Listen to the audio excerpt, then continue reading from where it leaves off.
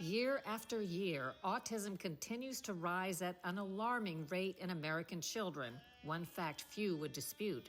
So why is the topic so toxic in debate? If you would want to hold a hearing on an issue like vaccines and autism, your own leadership might fight you on that because of the financial influence the pharmaceutical industry No, they wouldn't has. fight you. They would kill it. It's dead. This week, we tackle the taboo subject of autism and links to vaccines as the Trump administration's CDC begins to actually follow the science. If you're living with moderate to severe plaque psoriasis or pre-1997, you rarely saw a drug ad, and that's because the FDA enforced the regulation. The new head of the FDA is promising to pump the brakes on what he's called pill pushers. We're going to crack down. This week, a new sheriff steps into the Wild West of pharmaceutical advertising. After 50 years of striking fear in America's enemies, a farewell for a fierce airframe. Is there any other plane in the Air Force that can do what the A-10 can do? Not in my opinion. We look at an airbase pivot toward the new face of war.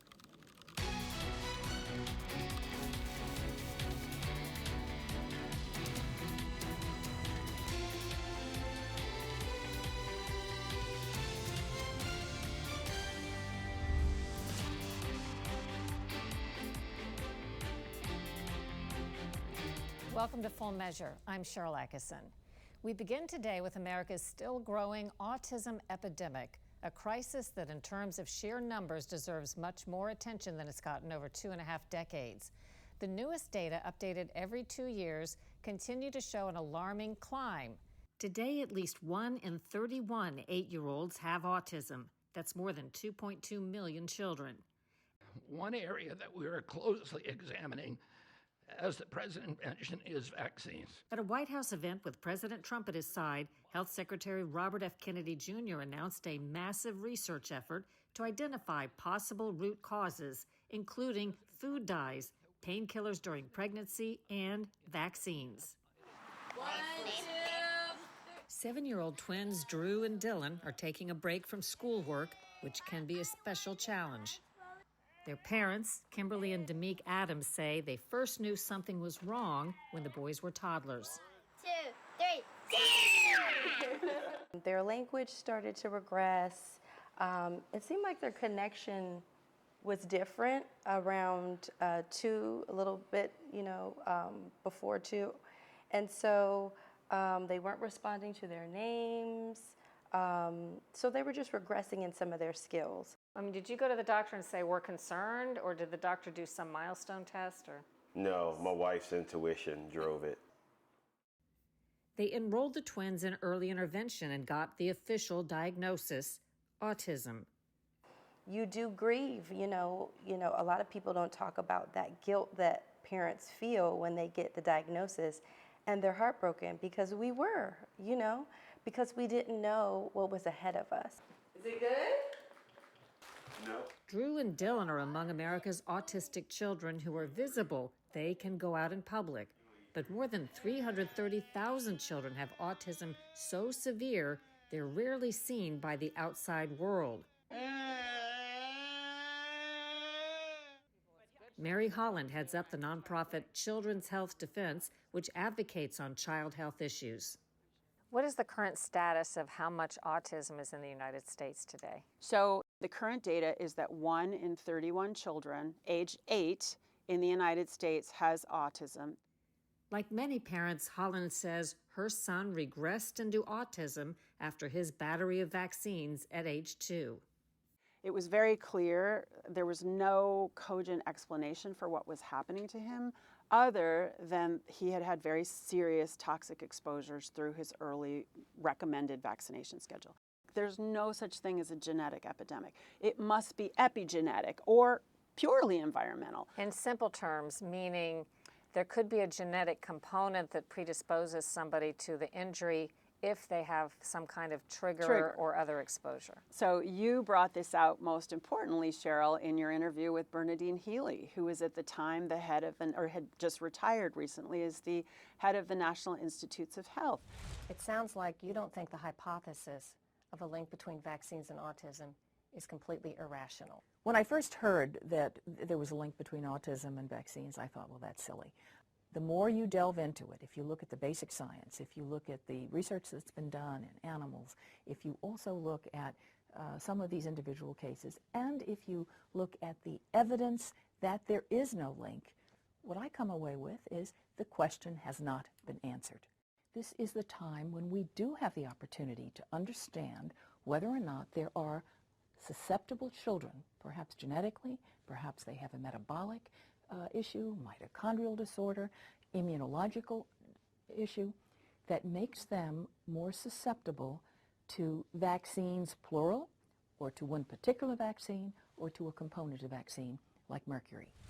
Probably there's a subset of people who have a certain genetic predisposition, and when they come in contact with the mercury in vaccines, or the aluminum in vaccines, or all of the antigens, the formaldehyde, the polysorbate 80, there's all kinds of very toxic ingredients in the childhood vaccine schedule. Associations between vaccines and autism are loudly disputed, yet well documented in more than 200 scientific papers and court documents.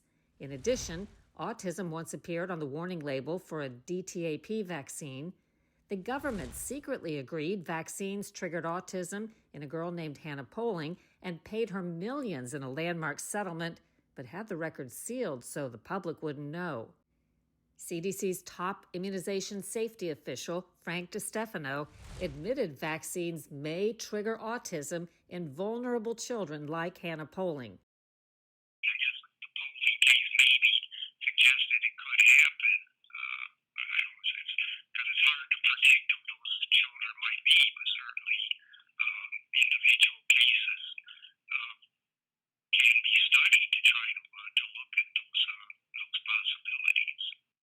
CDC's senior scientist William Thompson claimed the agency covered up data linking MMR vaccines to autism in Black boys.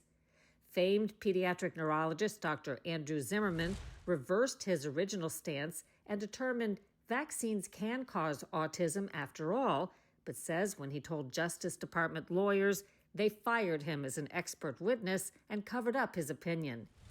And most recently, a study reported vaccinated kids face a 170% greater risk of autism. Both Democrats and Republicans have told me there's been a long-standing effort in Congress to protect the vaccine industry. If you would want to hold a hearing on an issue like vaccines and autism, your own leadership might fight you on that because of the financial influence the pharmaceutical industry No, they wouldn't has? fight you. They would kill it. It's dead. They don't even want to discuss it. It's dead on arrival.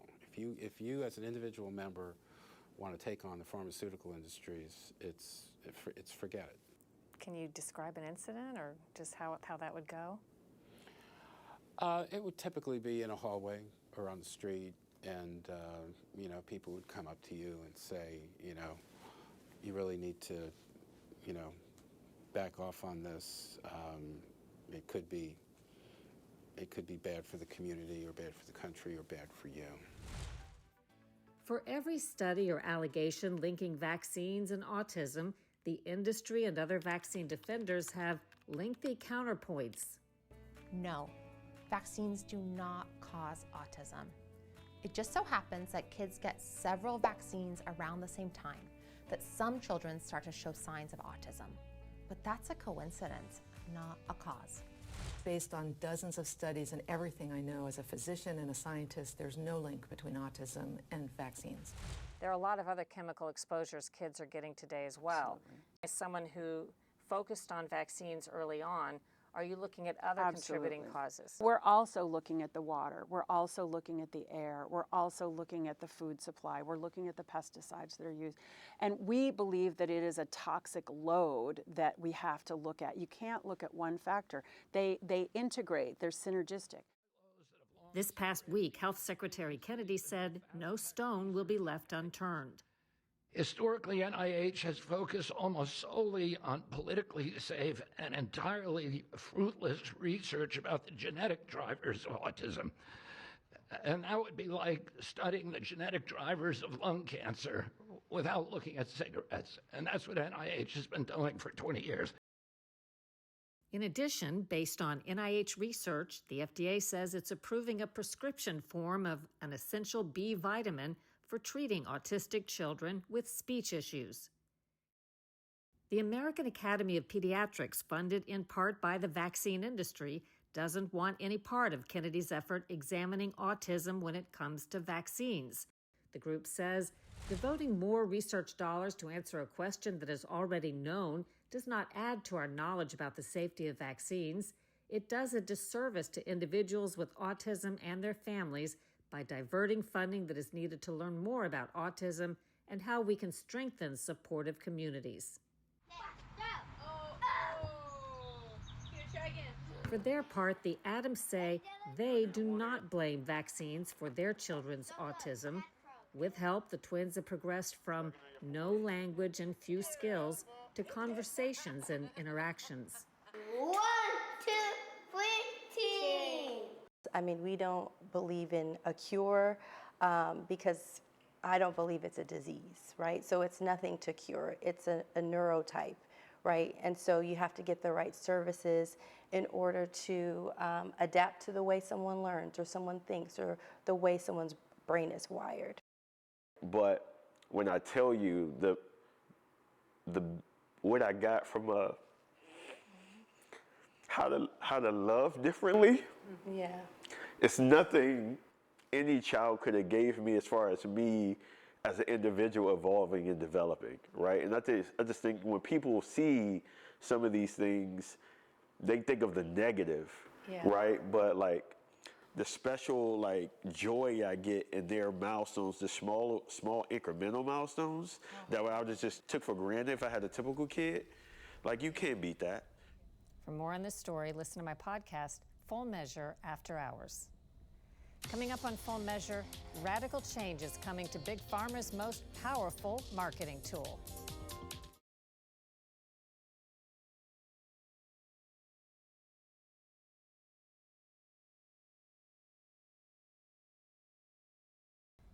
A new FDA crackdown is threatening the drug industry's most powerful marketing tool and could reshape what Americans see and believe about their health. For decades, prescription drug ads have flooded screens promoting quick fixes and fueling what critics call a culture of over-medication. Lisa Fletcher reports on a new chapter in the battle over pharmaceutical advertising as regulators step in after years of little oversight. I have type 2 diabetes, but I manage it well. Only 2 countries in the world allow this kind of advertising, the U.S. and New Zealand. If you're living with moderate to severe plaque psoriasis or Here at home, direct-to-consumer pharmaceutical ads worth $10 billion in annual revenue to broadcasters have been a TV fixture for decades, but they've largely gone unchecked until now, as FDA Commissioner Marty Makary told Full Measure. We're going to crack down, and so we have got thousands of letters that are going out. We have enforcement letters that are going out after the entire world of enforcing these ads had dwindled to no enforcement. Along with those letters, the FDA is also issuing approximately 100 cease and desist letters to stop deceptive ads already on the air. Historically, enforcement has been weak. The FDA issued about 130 letters a year in the late 1990s, dropping to just 3 in 2023 and none in 2024. Pre-1997, you rarely saw a drug ad, and that's because the FDA enforced the regulation that you have to state what the risks are. Look, there are drugs that have serious risks, and people are not aware of those risks. They think, I'm going to be singing and dancing and swimming and whatever they're doing. That is something that we have to take a close look at. At Hims & Hers, we believe our customers should feel confident about what they put into their bodies. That's why one of the first companies targeted, Hims & Hers, an online pharmacy that mixes its own version of a drug with the same active ingredient as Ozempic and Wegovy, and competes against Big Pharma. In a warning letter, the FDA called the company's marketing false or misleading, saying it implies that the company's products are the same as an FDA-approved product when they are not, and are therefore misbranded. The FDA also warned you should take immediate action to address any violations. Failure to adequately address any violations may result in legal action without further notice, including, without limitation, seizure and injunction. In addition to Hims and Hers, Eli Lilly is one of several companies hit with FDA warning letters in just the past few weeks. When migraine strikes, you're faced with a choice. This ad for migraine medication Ubrelvy, featuring tennis great Serena Williams, was one of the few recent ads flagged before this new crackdown. Migraine pain relief starts with you. The FDA warned drug maker AbbVie it overhyped Ubrelvy's benefits, making false or misleading representations about how fast it works compared to clinical trial data. The agency said featuring a celebrity athlete amplifies the misleading claims by making them seem more believable to viewers. Celebrity endorsements are very important. Adrienne Fu Berman is director of Farmed Out, a Georgetown University project that investigates drug industry influence on prescribing. Is there any educational value for consumers to seeing these pharmaceutical ads on TV? That's certainly the argument that industry uses, that these ads are educational, but there is no educational value at all. Fu Berman says these ads are produced to shape what the public sees and often hide what they don't, like serious side effects. The most important part of an ad is the visuals, and so often there will be very distracting, colorful visuals of people having a good time at the same time that the ad is talking about serious adverse effects. People remember visuals more than they do audio, and they actually get to choose which adverse effects that they say in an advertisement. If you get sick with COVID-19, someone will feel all alone. The FDA is also closing a loophole that let drug companies and even government agencies promote vaccine ads as educational without clearly stating the risks. Last fall, more people were hospitalized from COVID than the flu. The loophole was widely used during COVID, presenting only upsides while omitting serious potential harms. The FDA says it won't push for an all-out ban on drug ads, but expects the crackdown to force a return to basic truth in advertising. RSV can severely affect the lungs and lower airways, which may mean the era of advertising with dancing seniors and miracle pills may soon be over. So there are laws already on the books. People may wonder, how did the FDA enforce them before now? They really didn't. I mean, there were red flags that came in from consumers and doctors who saw the commercials, and then they would call or write in to complain. Something important to note, though, the FDA doesn't pre-approve these ads before they go on television. But one of the interesting things they're doing now is they're using AI and other technologies to monitor these ads and sort of preemptively keep an eye on what's many happening. of them. Makes sense. So many, yeah. Thanks, Lisa. Ahead on Full Measure, farewell to an American military icon.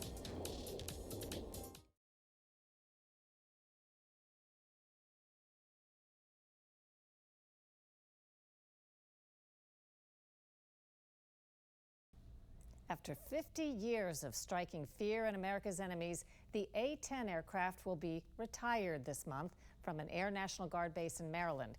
As one warrior fades away, the mission pivots toward a new face of war. Mackenzie Frost reports from the flight line. It's a smoke signal and distinctive sound that many American troops know well.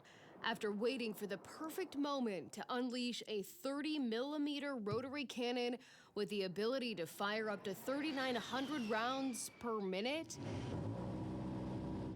the sound of the A-10 Thunderbolt swooping in can often mean the difference between life and death. Sometimes you can tell by the urgency in their voice, the situation. You'll hear gunfire in the background, things like that. The A-10 has been a hallmark for destruction on the ground overseas.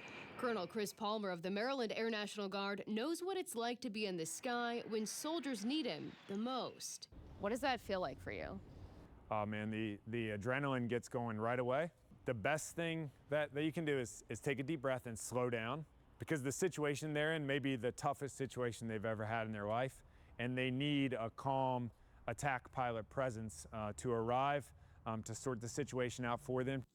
Lieutenant Colonel Daniel Griffin has also deployed with the Guard overseas, this unit completing 8 combat deployments since 9/11. I've been approached hundreds of times in my life from random strangers that have, thanked me for saving their lives or their friends' lives. It's pretty powerful. With a gun designed to pierce armor, the A-10 was developed in the 1970s to counter Soviet tanks in Europe. First introduced in 1977, these flying tanks took off in popularity and use during the Gulf War. And in the 90s and 2000s, the military leaned on the A-10's capabilities to overwhelm American adversaries all over the Middle East. Is there any other plane in the Air Force that can do what the A-10 can do? Not in my opinion. Soldiers' admiration for the plane evident all over social media feeds too. Yeah, that's it, man. That's where they were. Despite the support from pilots and soldiers, the Pentagon has tried to retire the A-10 several times in the last decade, only to be saved by Congress. But now, the end of the runway has arrived for the A-10 as the Pentagon shifts toward a more modern fleet. Without aircraft, the Air National Guard in Maryland will zero in on the next critical mission, cybersecurity. In modern warfare, you don't have to be a superpower to cripple your enemy. Only internet access and an army of hackers can bring down both economies and infrastructure. When you see an A-10, for example, and you see, a bomb on it, you know exactly what that does and what the purpose is. What is an offensive cyber operation? So that's a tough question to put into short words. At the very basic level, it's about both attacking enemy networks and defending our own. Colonel Jason Barris is the commander of the Cyberspace Operations Group that has already been part of major military exercises with America's allies. We say hacker on hacker, so think about access or any type of effect on an enemy network. And beyond that, it gets difficult to talk to because of the nature of what's done and the way that we guard kind of capabilities. But after flying these aircraft for decades, the A-10 retirement is felt strongly here. I'll certainly be proud of the legacy. It'll be difficult. I'd be lying if I told you anything different. It will be definitely difficult and definitely leave a void on this flight line for sure. For Full Measure, I'm Mackenzie Frost in Maryland. And after a break, what's ahead next week on Full Measure?